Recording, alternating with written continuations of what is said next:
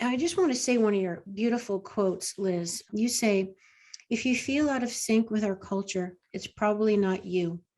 We are attempting to thrive in a culture that was never designed for us or even with our input or needs in mind, completely stripped from our histories and our sacred practices. This is enough to make anyone feel crazy, and it's okay to reject it all and begin forging your own path. Can you speak a little bit about that quote? There's so much in there, people feeling out of sync and how that, her story was never really told.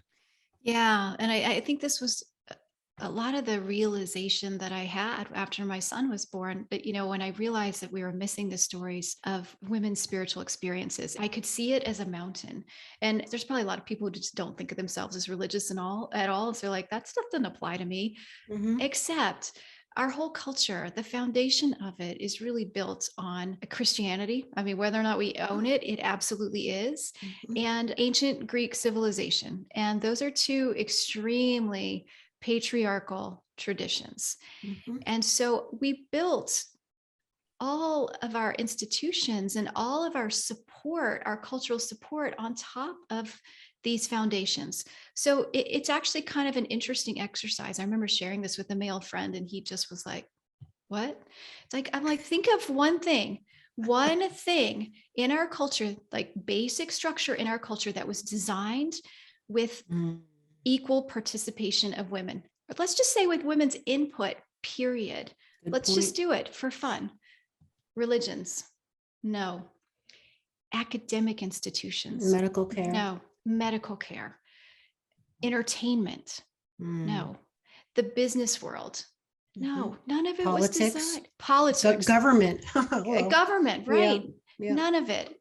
None of it was designed with the input of women. And you could take that farther and say it wasn't designed with the input of indigenous people, with the, formerly Mm-hmm. enslaved, like blacks. Like there's so much you could say, but like to really recognize that and to be like, oh, wait a minute, it isn't me. Like, how could I possibly thrive in this system that was never designed to support me? So it is okay to reject it. And I feel like this is important to say. It's okay if rejecting it is really hard because it wasn't designed for you. It wasn't designed for you to be different either.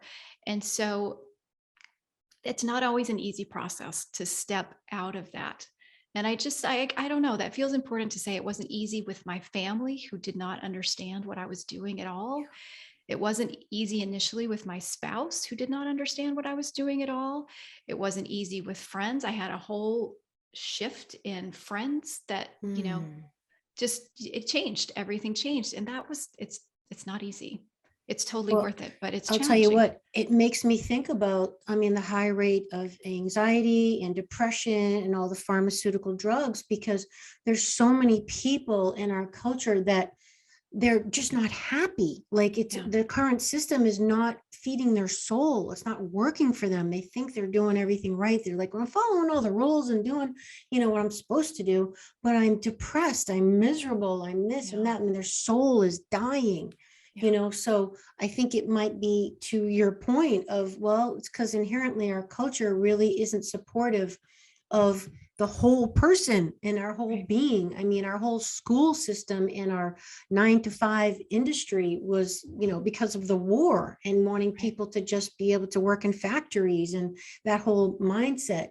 So but it's changing. We're in this great awakening. We have the opportunity with the fork in the road. Which way are you going to go? Are we going to go left? Are we going to go right? So it's kind Yes. of exciting, I think, to me, of like the great wake up.